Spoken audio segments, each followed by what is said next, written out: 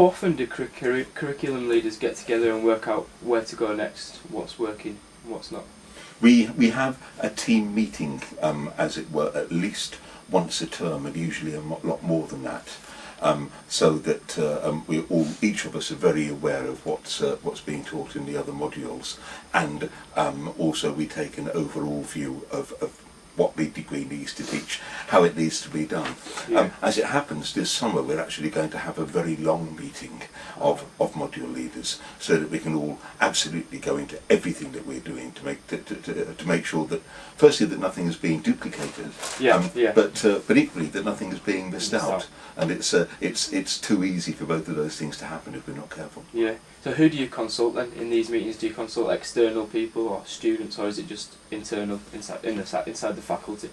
It tends to be internal inside the faculty, but remember that we've all got close links with people in the profession, so we all know very much what's happening in the profession. Chris Rushton, for example, is a member of the Society of Editors. We also work very closely with the NCTJ, who in turn, which in turn is made up of people from the profession to a large extent. Yeah. So we are extremely aware of what the issues are and what the profession needs. Yeah. So how do you actually make sure that our curriculum equips graduates for the job industry? We look at what we think the profession needs. We look at how we think the profession is advancing, and the skills that journalists of tomorrow are going to need. But also, as I say, we work closely with the NCTJ, who are forever changing their exams so that they match what the profession needs. So I think that anything that we miss out on, then we would pick up on because of the NCTJ link. But I have to say that it's not actually that much that we do miss out on. We also obviously keep very much up to date with all the research that's done. The academic research, the academic journals, the academic approach. We also keep up with things like Media Guardian and the Independent's media section, so that we get Press Gazette as well, so we get information from as many sources as we can. But I have to say we don't do anything formally, but I think that very few university departments do things any more formally than we do, and I think that our links are much tighter than most other departments would be. What about the student feedback? How important does that play? Vital. Yeah. Absolutely vital. How do you go about getting that? We every module that you do, then you have a form to fill in about that module.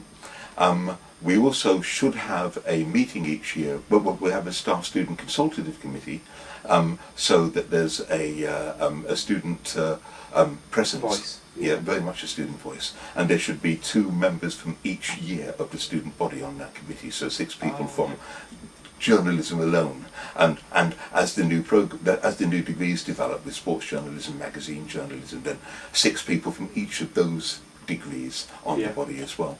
So we take that extremely seriously. The university does, and we do. We take feedback from modules very seriously, and in fact we should put in next year's module guide what's been changed as a result of what was said by students the previous year. And we should also have a yearly sort of focus group with students to find out at greater length what they do as well. I said we should. In fact, we didn't last year. It was my fault because I'd just taken over as a programme leader, and it got lost in the morass of other things to do. It will not get forgotten this year because I think it's very important. Yeah. So what about digital media? RSS feeds, Twitter, or this online presence? How do you keep up to date with that in the faculty? We keep up to date really because a lot of the members of the faculty are very interested. Alex Lockwood, for example, is particularly interested. Really progressive. And John Price is very interested. Philip Young does research on social media. So we have got a resource within the department who make sure that we keep on our toes. So that's important. That's very important indeed. Yeah, I think if we sat back and just taught what we've been teaching for years, completely irrelevant degree. Absolutely so. Yeah, and I was saying this morning that in 3 years, the people I think who graduate this year, the degree that they are graduating with is a very different degree indeed to the people who graduated when they started 3 years ago. Yeah. There's been a massive change in that time. Yeah. What do you see these changes as?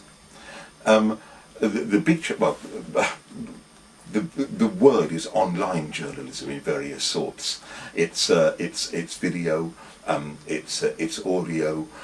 It's also thinking about how to tackle stories online.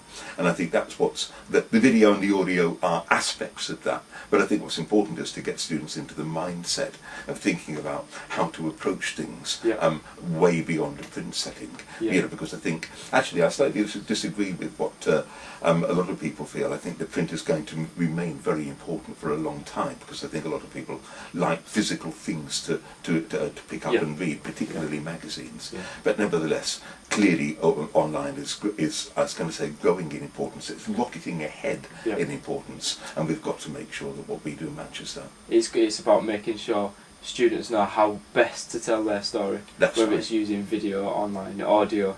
How do you plan to teach students to get into this mindset, to broaden their horizons and think beyond print? Because we're increasingly setting assignments that require them to do so. So fewer and fewer assignments are only to write things now. Yeah. Even fewer assignments are to write things only for newspapers, and even fewer assignments again are to write things for regional newspapers. So we're expecting students to write things in a different way.